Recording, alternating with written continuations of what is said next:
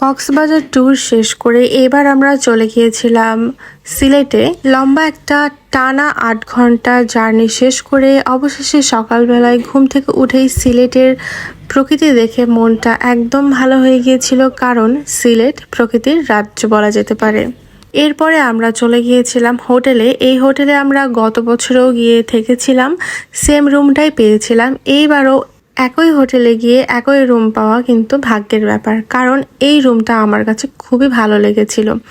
এইটা হচ্ছে শাহজালাল মাজারের যেই রাস্তাটা, সেই রাস্তাতে যেই ওইখানে অনেকগুলো হোটেল থাকে, তার মধ্যে এটা একটা ভালো হোটেল। যেহেতু সকালবেলা পৌঁছেছি আর সকালবেলা 2 ঘন্টা রেস্ট নেওয়ার পরে আমরা বের হয়ে গিয়েছিলাম মালনীছেড়া চা বাগান দেখার জন্য।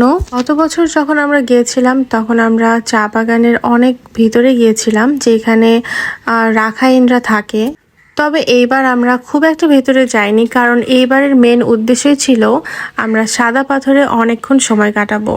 আর তাই সাদা পাথরের উদ্দেশ্যে রওনা হওয়ার পরে যখন এইখানে এসে পৌঁছিয়েছিলাম তখন খুবই ভালো লাগছিল, কারণ ওই দূর থেকে এত বড় বড় পাহাড়, আর একটু গেলেই আমরা সাদা পাথর পেয়ে যাব। এটা ভাবতেই খুবই ভালো লাগছিল। তারপরে আমরা পৌঁছে গিয়েছিলাম সাদা পাথরে। এইখানকার পানি এত বেশি স্বচ্ছ যে পাথরগুলোকে স্পষ্ট বোঝা যাচ্ছিল। ঝর্ণার পানি হওয়ার কারণে পানিগুলো কিন্তু ভীষণ ঠান্ডা, আর এই ঠান্ডা পানি হওয়ার কারণে কিন্তু খুবই ভালো লাগে এখানে এসে ভিজতে। এইখানে সময় কাটাতে কাটাতে কখন যে সময় শেষ হয়ে যায় বোঝা মুশকিল। আসলে এত সুন্দর ঝর্ণার পানি, স্রোত, শব্দ আর বড় বড় পাহাড়, এটা দেখতেই খুবই ভালো লাগে। আর এই অপরূপ প্রকৃতি দেখতে দেখতে সময়টা একদম শেষ হয়ে গিয়েছিল। শেষ মুহূর্তে আকাশটা একদম মেঘাচ্ছন্ন হয়ে গিয়েছিল।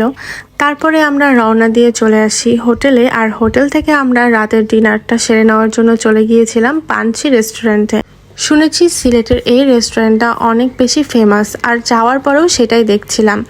এখানে কিন্তু এগুলো সবগুলো আচার। এখানে অনেকগুলো কর্নার ছিল, আচারের কর্নার, বারবিকিউ কর্নার, চিকেন চাপ কর্নার, আইসক্রিম কর্নার, এমনকি জুস কর্নারও। অনেক বড় রেস্টুরেন্ট। এখানে না হলেও 1 থেকে 2 হাজার লোক তো একসাথে বসেই খাচ্ছিল, কারণ অনেকই বড়। আমি দেখে খুবই অবাক হয়েছি। প্রথমে আমরা অর্ডার দিয়েছিলাম পুডিং। এখানকার পুডিংটা বেশ ভালোই ছিল। এরপরে এখানকার নিয়েছিলাম চিকেন চাপ, নান আর চাটনি ছিল সাথে, আর মেয়োনিজ।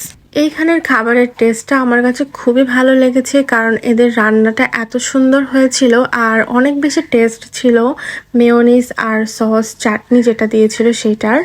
অ্যান্ড লাস্টে খেয়েছিলাম আমরা এখানে ফালুদাটাও অনেক অনেক মজার ছিল। পানসি রেস্টুরেন্ট আমার কাছে বেস্ট লেগেছে, কারণ খাবারের কোয়ালিটি অনেক ভালো আর প্রাইসটা অনেক বেশি রিজনেবল। আর বাবুর জন্য এখানে আমরা ভাত এবং মাছ নিয়ে নিয়েছিলাম। এটাই ছিল আমাদের সিলেটের প্রথম দিন।